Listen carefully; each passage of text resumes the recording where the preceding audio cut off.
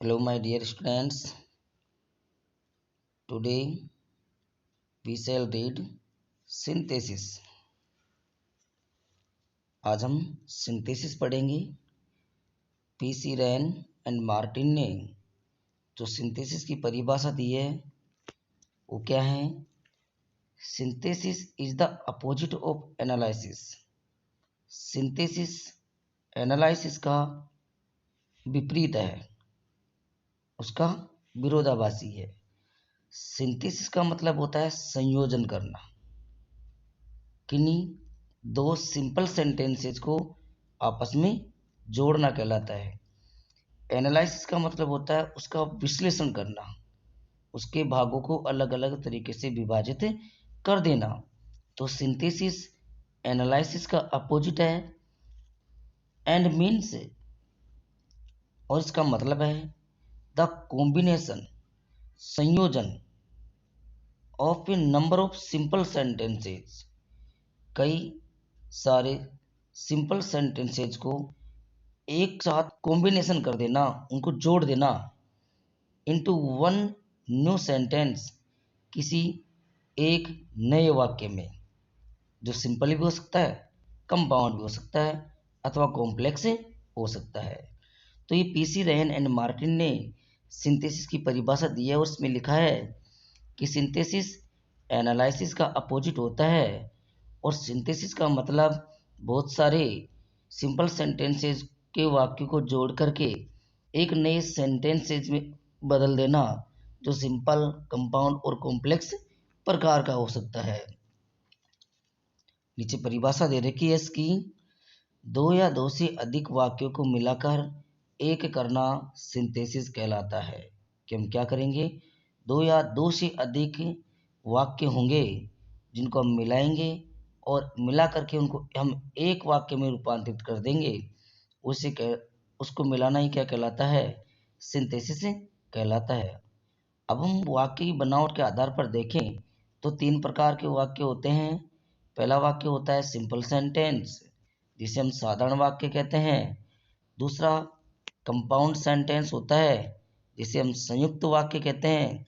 तीसरा complex sentence होता है, जिसे हम मिश्रित वाक्य कहते हैं। इस प्रकार वाक्य की बनावट के आधार पर देखें तो इन वाक्यों के तीन प्रकार होते हैं, सिंपल, कंपाउंड, कॉम्प्लेक्स। ये तीन प्रकार के होते हैं। आइए हम इनको आगे पढ़ते हैं और सिंपल सेंटेंस, कंपाउंड और कॉम्प्लेक्स में किस प्रकार से इन वाक्यों को बदलते हैं एक बार हम देखते हैं। सिंपल सेंटेंस के बारे में अगर आपको बताना चाहूँ तो यहाँ परिभाषा नीचे दे रखी है। Combine simple sentences into a single simple sentence, साधारण वाक्यों को मिलाकर एक साधारण वाक्य बनाना।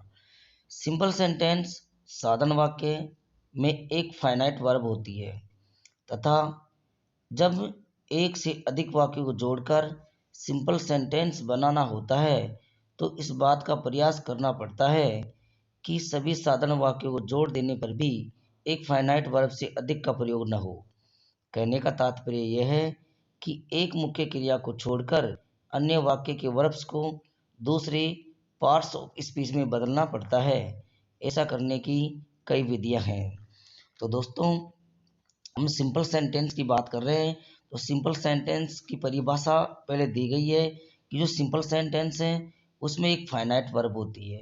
फाइनाइट वर्ब का तात्पर्य है कि अगर सब्जेक्ट एक वचन का है तो वर्ब भी एक वचन आएगी, अगर सब्जेक्ट बहुवचन है तो वर्ब भी बहुवचन में आएगी। इस प्रकार की जो वर्ब लगती है उसे हम फाइनाइट वर्ब कहते हैं। जैसे Ram Ram plays the game, Ram खेल खेलता है तो राम के साथ में हम प्ले का यूज करें तो प्ले में हम एस लगा रहे हैं और प्ले वर्ब की फर्स्ट फॉर्म है, ये हमेशा बहुवचन में रहती है। क्रिया की फर्स्ट फॉर्म हमेशा बहुवचन में रहती है, उसमें एस एस आई एस लगा करके उसको एक वचन बनाया जा सकता है। तो राम प्लेज द गेम, तो राम के साथ में जो प्ले के साथ हम एस लगाते हैं वो एस एक वचन बना रही है प्ले को, तो राम के साथ में कौन सी क्रिया आ गई? प्ले में एस लगाने से राम प्लेज हो गया, तो प्ले एक वचन की क्रिया हो गई जो किसके अनुसार लगी? सब्जेक्ट के अनुसार। लेकिन यदि हम सब्जेक्ट को बदल दें, राम की जगह बहुवचन का सब्जेक्ट ला दें, प्लूरल लगा दें, तो हो जाएगा दे प्ले हो जाएगा। तो दे प्ले, तो अब प्ले बहुवचन की क्रिया हो गई, किसके अनुसार लगी? दे के अनुसार। तो ये इस प्रकार की क्रियाएं जो सब्जेक्ट की जेंडर के अनुसार लगती है, उसके नंबर के अनुसार लगती है, उसके पर्सन्स के अनुसार लगती है, वो क्रियाएं फाइनाइट वर्ब कहलाती है। तो सिंपल सेंटेंस में एक फाइनाइट वर्ब होती है, और ये सिंपल सेंटेंस है उसका अर्थ कंप्लीट सेंस देता है। तो हम क्या करेंगे, हम एक से अधिक या दो से अधिक सिंपल सेंटेंसेस के वाक्यों को लेंगे और उन वाक्यों को जोड़ करके हम एक नया सिंपल सेंटेंस बनाएंगे। लेकिन जब उन सिंपल सेंटेंस बनाएंगे तो हम उसमें एक ही फाइनाइट वर्ब रखेंगे, जबकि दो सिंपल सेंटेंस होंगे तो दो फाइनाइट वर्ब होनी चाहिए, और दोनों फाइनाइट वर्ब आएगी। लेकिन एक फाइनाइट वर्ब को हम किसी अन्य रूप में बदल देंगे, जैसे कि नीचे 7 नियम दिए गए हैं उस फाइनाइट वर्ब को इनके अंदर बदलने के लिए। तो हम उसमें बदल करके हम एक नया सिंपल सेंटेंस बनाएंगे। तो सबसे पहले सिंपल सेंटेंस बनाने के जो नियम दिए गए हैं, पहला है यूज ऑफ पार्टिसिपल। पार्टिसिपल का हमको प्रयोग करना है, और हम इसको पढ़ते हैं कि यूज ऑफ पार्टिसिपल किस प्रकार से यूज होता है। तो पार्टिसिपल क्रिया से बनता है। पार्टिसिपल किससे बनता है? वर्ब से, क्रिया से बनता है, और एडजेक्टिव तथा एडवर्ब का कार्य करता है। तो पार्टिसिपल क्रिया से बनता है, और ये जो क्रिया है ये विशेषण का या क्रिया विशेषण का क्या करती है? कार्य करती है। अब ये 3 प्रकार से बनते हैं पार्टिसिपल। तो पहला पार्टिसिपल होता है प्रेजेंट पार्टिसिपल। ध्यान रखना, ये हम जो नियम पढ़ रहे हैं वो हम सिंपल सेंटेंस बनाने के नियम पढ़ रहे हैं। सिंपल सेंटेंस बनाने के नियमों में पहला नियम पार्टिसिपल का होता है। पार्टिसिपल या तो किसी एडजेक्टिव का या किसी एडवर्ब का कार्य करता है। अब पार्टिसिपल के भी 3 प्रकार होते हैं। तो पहला प्रकार है प्रेजेंट पार्टिसिपल। यह उस कार्य को प्रदर्शित करता है जो जारी है या अपूर्ण है। प्रेजेंट पार्टिसिपल उस कार्य को प्रदर्शित करता है जो कार्य या तो जारी है वो या अपूर्ण है, अधूरा है। या हम कहें कि एक कार्य जो है समाप्त होते ही उस दूसरे कार्य की पुनरावृत्ति हो जाती, दूसरा कार्य शुरू हो जाता है। तो दोनों कार्यों के बीच में जीरो गैप होता है, टाइम इंटरवल नहीं होता है, उसे प्रेजेंट पार्टिसिपल के रूप में लिखते हैं। जिससे फर्स्ट एग्जांपल में है आई सॉ ए लेडी, मैंने एक महिला को देखा। रीडिंग ए बुक, एक पुस्तक पढ़ते हुए देखा। तो यहाँ हम देख रहे हैं आई सॉ ए लेडी, मैंने एक महिला को देखा। तो देखना का कार्य समाप्त हो जाता है, लेकिन दूसरा कार्य शुरू हो गया।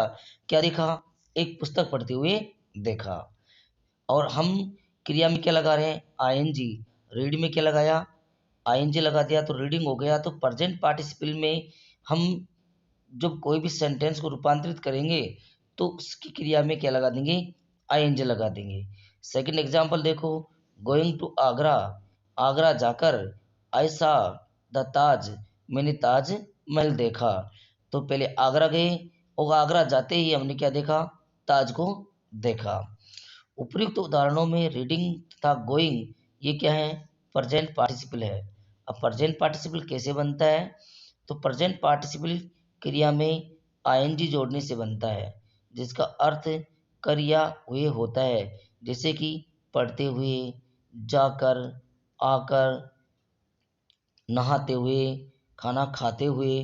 तो कर या हुए प्रेजेंट पार्टिसिपल का अर्थ होता है। तो प्रेजेंट पार्टिसिपल को बनाने का एक नियम है, वो है क्रिया में क्या लगा देंगे? हम आईएनजी लगा देंगे। परफेक्ट पार्टिसिपल की बात करते हैं हम।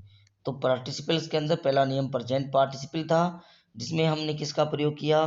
क्रिया में आईएनजी जोड़ने करके हमने प्रेजेंट पार्टिसिपल का निर्माण किया था। परफेक्ट पार्टिसिपल यह उन कार्यों को प्रदर्शित करता है जो कार्य पूर्ण हो चुके हैं। इसका निर्माण हैविंग के साथ में वर्ब की थर्ड फॉर्म जोड़ने से होता है। अगर हम हैविंग के साथ में वर्ब की थर्ड फॉर्म जोड़ दें तो पार्टिसिपल का परफेक्ट पार्टिसिपल का निर्माण होता है। अब परफेक्ट पार्टिसिपल में और प्रेजेंट पार्टिसिपल में जो अंतर है वो अंतर सिर्फ कार्यों के बीच होने वाले समय का अंतर है। प्रेजेंट पार्टिसिपल के अंदर दो कार्यों के बीच में जो टाइम इंटरवल होता है वो 0 के बराबर होता है, जबकि परफेक्ट पार्टिसिपल में कार्यों के बीच में अंतर थोड़ा ज़्यादा होता है। अब इसको हम हैविंग प्लस वर्ब की थर्ड फॉर्म से बनाएंगे तो परफेक्ट पार्टिसिपल हो जाएगा। अगर ये पेशिव वॉइस में हो तो having plus been plus verb की थर्ड फॉर्म का प्रयोग किया जाता है। हम हैविंग के बाद में क्या लगा देंगे, बीन, और बीन लगाने से क्या बन जाएगा, परफेक्ट पार्टिसिपल में पेशिव वॉइस बन जाएगा। तो हम यहाँ वर्ब से पहले वर्ब की थर्ड फॉर्म का हम प्रयोग कर देते हैं, बीन का प्रयोग कर देते हैं और परफेक्ट पार्टिसिपल का निर्माण कर देते हैं, वो भी पेशिव वॉइस के रूप में। आगे हम चलें तो आगे देखते हैं कि एग्जाम्पल्स हैं। Having finished his work he went to school. अपना कार्य समाप्त करके वह विद्यालय चला गया। हम यहाँ पर दो देख रहे हैं कि हैविंग फिनिश्ड हिज वर्क है और ही वेंट टू स्कूल है। तो यहाँ हैविंग फिनिश्ड हिज वर्क, अपना कार्य समाप्त करके, कार्य समाप्त किया, समय लगा। ही वेंट टू स्कूल, वह विद्यालय गया। अब दोनों कार्यों के बीच में पर्याप्त समय का अंतर है। तो यहाँ दोनों कार्यों के बीच में जब समय का अंतर होता है तब हम परफेक्ट पार्टिसिपल का प्रयोग करते हैं। यानी यहाँ दोनों के बीच में टाइम इंटरवल थोड़ा ज़्यादा होता है, जबकि वहाँ नहीं होता है। Having learn teach lesson he went to play. अपना पाठ याद करके वह खेलने चला गया। तो हैविंग प्लस वर्ब की थर्ड फॉर्म से हम परफेक्ट पार्टिसिपल को निर्माण कर रहे हैं। उपयुक्त दोनों वाक्यों हैविंग फिनिश्ड तथा हैविंग लर्नड ये परफेक्ट पार्टिसिपल है। पास्ट पार्टिसिपल की बात करें तो यह किसी पूर्ण कार्य को प्रदर्शित करता है। यह क्रिया का थर्ड फॉर्म होता है जो पास्ट पार्टिसिपल के रूप में प्रयोग किया जाता है। हमने पढ़ा कि प्रेजेंट पार्टिसिपल का जो निर्माण है क्रिया में आईएनजी लगाने से होता है, जबकि परफेक्ट पार्टिसिपल का प्रयोग हैविंग प्लस वर्ब की थर्ड फॉर्म का प्रयोग करने से होता है। लेकिन पास्ट पार्टिसिपल उन दोनों से भिन्न है, यह वर्ब की थर्ड फॉर्म से बनता है। इसके एग्जाम्पल्स हैं, a burnt child dreads the fire. एक जला हुआ जो बच्चा है वो आग से डरता है। तो यहाँ ब्रंट वर्ब की थर्ड फॉर्म है और वर्ब की थर्ड फॉर्म से हम पास्ट पार्टिसिपल का निर्माण कर रहे हैं। He found is lost book, वह अपनी खोई हुई किताब पाया। तो यहाँ लॉस्ट भी वर्ब की थर्ड फॉर्म है। और यहाँ एक खास बात देखने के लिए है कि ब्रंट के बाद में चाइल्ड आ रहा है, लॉस्ट के बाद में बुक आ रही है। तो लॉस्ट शब्द बुक की विशेषता बता रहा है, ब्रंट चाइल्ड की विशेषता बता रहा है। दोनों ही वर्ब की थर्ड फॉर्म है और दोनों ही वर्ब की थर्ड फॉर्म है, लेकिन ये नाउन की विशेषता बता रही है, इसलिए दोनों ही एडजेक्टिव भी हैं। उपरोक्त उदाहरणों में ब्रंट जो कि ब्रंट का थर्ड फॉर्म है और लॉस्ट जो कि लॉस्ट का थर्ड फॉर्म है पास्ट पार्टिसिपल के रूप में प्रयोग किए गए हैं। अब हमने तीनों को पढ़ लिया। अब तीनों के बारे में हम जानकारी लेते हैं और इनसे किस प्रकार से सेंटेंस जोड़े जाते हैं वो देखते हैं। पार्टिसिपल का प्रयोग निम्नलिखित परिस्थितियों में किया जाता है। अब ये जो तीन नियम हैं इनको हमें ध्यान से पढ़ना होगा।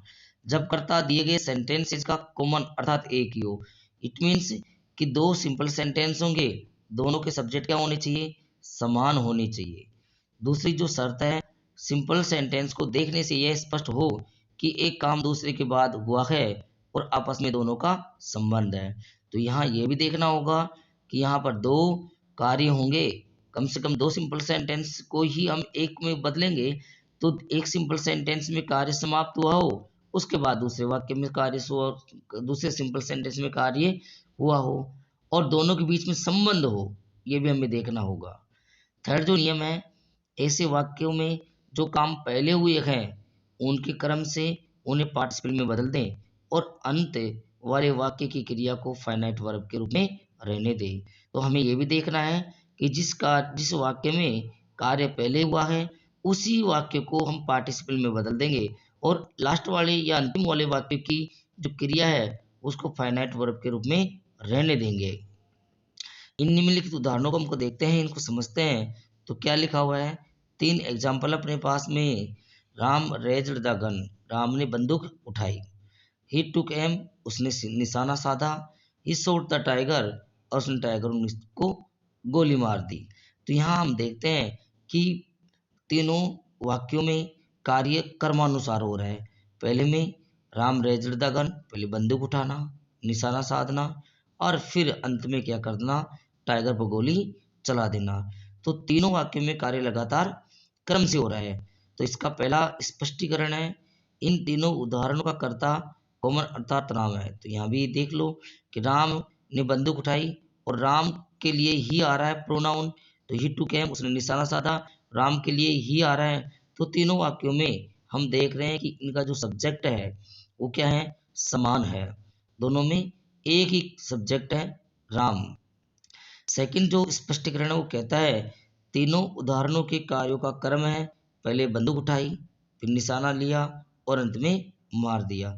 तीनों का क्रम जो है वो समान है। तो अब इनको कैसे जोड़ेंगे वो देखते हैं।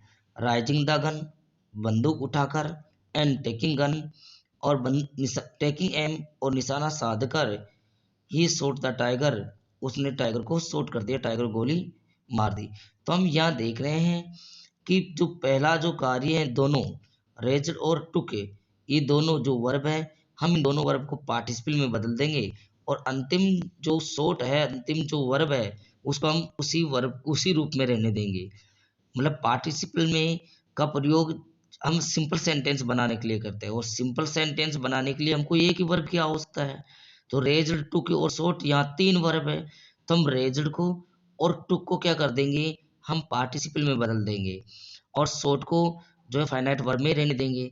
तो कैसे बदलते हैं, जैसे प्रेजेंट पार्टिसिपल का नियम लगाते हैं, तो यहाँ पर हो गया रेजिंग, और अगली वर्ब को लिख दिया हमने टेकिंग। दोनों के साथ में नाउन ऐसे कैसे लगा दी, raising the gun and taking aim. तो यहाँ दोनों के बाद में नाउन है, दोनों ही वर्ब को हमने पार्टिसिपल में बदल दिया। अगली जो वर्ब है उसको हम ऐसे कैसे रहने देंगे, उसमें कोई परिवर्तन नहीं करेंगे। इस प्रकार ये प्रेजेंट पार्टिसिपल का वाक्य बन गया। Having raised the gun and taken aim. हम यहाँ पे परफेक्ट पार्टिसिपल का प्रयोग करते हुए इन तीनों वाक्यों को जोड़ते हैं, तो हम हैविंग प्लस वर्ब के थर्ड फॉर्म का प्रयोग करते हैं। तो हम पहले तो रेज्ड से पहले हैविंग लगा देंगे, क्योंकि रेज्ड भी थर्ड फॉर्म में होती है। तो रेजिंग, हैविंग रेज्ड, दगन आ गया, एंड टुक को थर्ड फॉर्म बदलेंगे तो क्या हो जाएगा, टेकन हो जाएगा, और एम ऐसे कैसे आ जाएगा। अंतिम जो सेंटेंस होता है उसमें हमें कोई परिवर्तन नहीं करना होता है, हम वैसे के वैसे लिख देंगे, ही शॉट द टाइगर। तो यहाँ हम देखते हैं कि पहले उदाहरण में प्रेजेंट पार्टिसिपल का हम प्रयोग कर रहे हैं। प्रेजेंट पार्टिसिपल में हम क्रिया में क्या लगाते हैं, आईएनजी, जैसे हमने रेजिंग किया और टेकिंग किया, दोनों ही को वर्ब को हमने पार्टिसिपल में बनने दिया, और जबकि थर्ड अगला जो अंतिम जो सेंटेंस था उसको हमने ऐसे कैसे रहने दिया।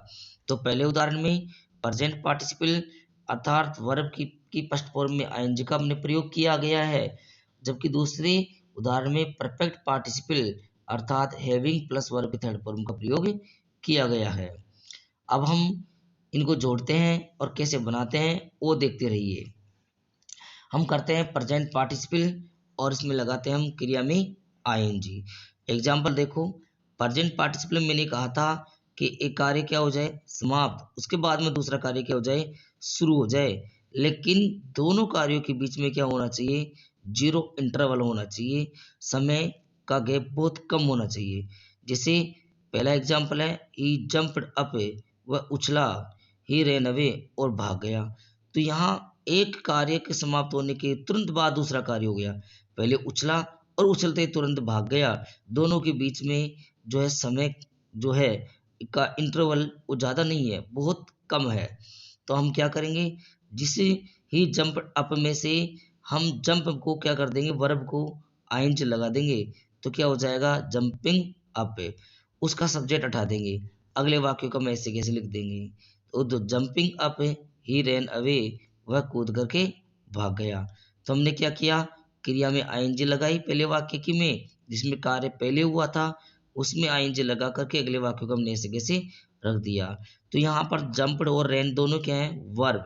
लेकिन जो सेकंड एग्जांपल उसमें देखते हैं, वाज टायर्ड ऑफ प्ले, वह खेल से थका हुआ था। तो यहाँ हम देखते हैं कि वाज वर्ब का प्रयोग हो रहा है।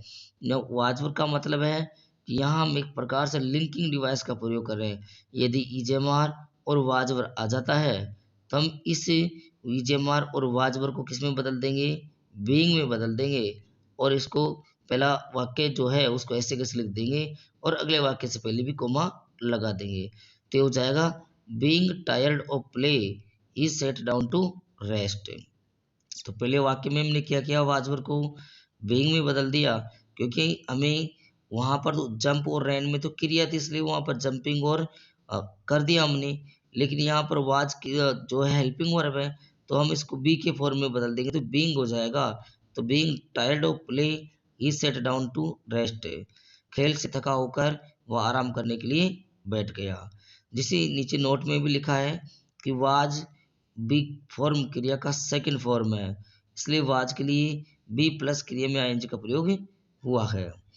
तीसरा वाक्य देखिए, इसका थर्ड सेंटेंस, आई सा ए लिटिल बॉय, मैंने एक छोटा बालक देखा, ही वाज वीपिंग, वह रो रहा था, he was looking for his mother, वह अपनी माँ का इंतजार कर रहा था, वह अपनी माँ की तलाश कर रहा था।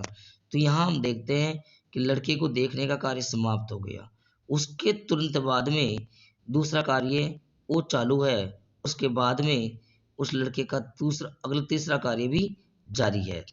तो हम यहाँ देखते हैं कि एक कार्य समाप्त होने के बाद में दूसरा कार्य शुरू हो जाती है। जैसे मैंने लड़के को देखा तो देखते ही मुझे दूसरा कार्य शुरू हो गया कि वो क्या कर रहा था, रो रहा था, और रोते रोते भी ये वह अपनी माँ की तलाश कर रहा था, अपनी माँ का इंतजार कर रहा था। तो तीनों वाक्यों को हम देखते हैं तो एक कार्य समाप्त होने के बाद में दूसरा कार्य समाप्त शुरू हो जाता है।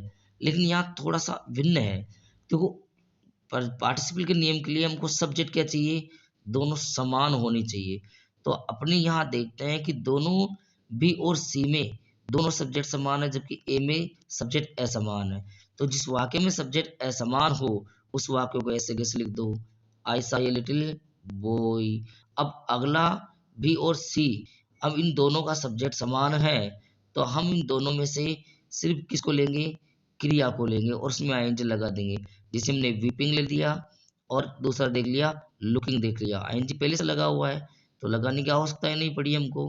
तो वीपिंग और लुकिंग ये दोनों ऐसे किससे आ गए, एंड से हमने इनको जोड़ दिया और लिख दिया फिर फॉर हिज मदर, क्योंकि वर्ब कितनी हो गई, वीपिंग और लुकिंग दो हो गई, दोनों में आईएनजी लग रहा है और हम इसको एडजेक्टिव बना रहे हैं तो दोनों वर्बों के बीच में एंड को बिठा देंगे।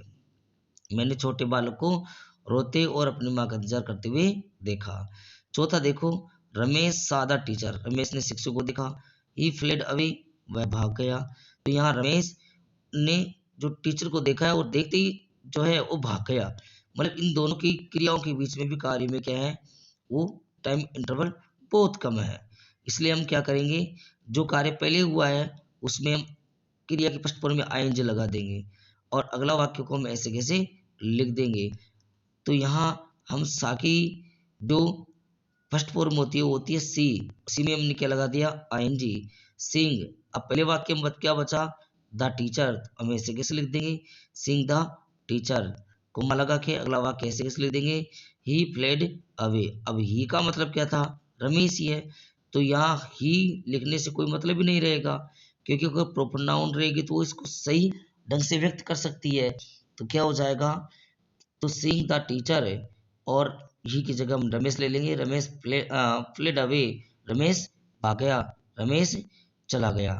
अब हम हमारे पास में आता है दूसरे नंबर पे परफेक्ट पार्टिसिपल, और परफेक्ट जो पार्टिसिपल है उसका जो हम प्रयोग करते हैं वो हम हैविंग के साथ में क्रिया की थर्ड फॉर्म का प्रयोग करते हैं। तो प्रेजेंट पार्टिसिपल में हमने देखा कि कार्य शुरू हो जाता है और एक कार्य समाप्त हो जाता है और उसके तुरंत बाद दूसरा कार्य शुरू हो जाता है। तो हम यहाँ देख रहे हैं कि परफेक्ट पार्टिसिपल में ऐसा नहीं होता है, परफेक्ट का पार्टिसिपल में दोनों कार्यों के बीच में थोड़ा समय का अंतर होता है।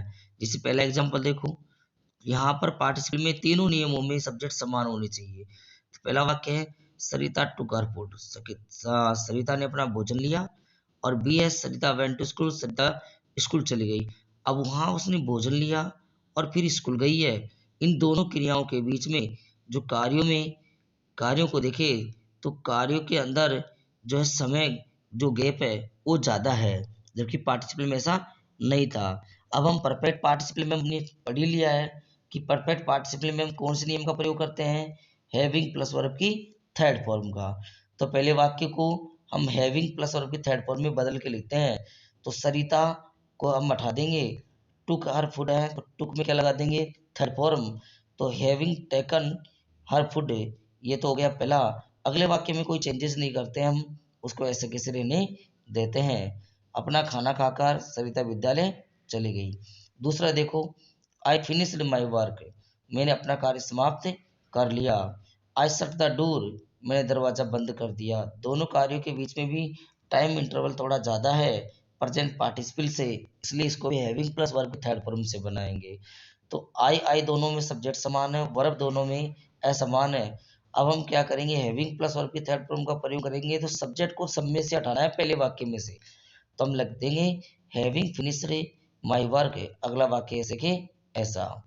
तो हमने पढ़ा परफेक्ट पार्टिसिपल और प्रेजेंट पार्टिसिपल। तो प्रेजेंट पार्टिसिपल और परफेक्ट पार्टिसिपल को आपको कंठस्थ कर लेना है और इसको 2-3 बार इसको देख लेना वीडियो को। अगले पार्ट में हम इसके पास्ट पार्टिसिपल को समझेंगे। Thank you guides for watching.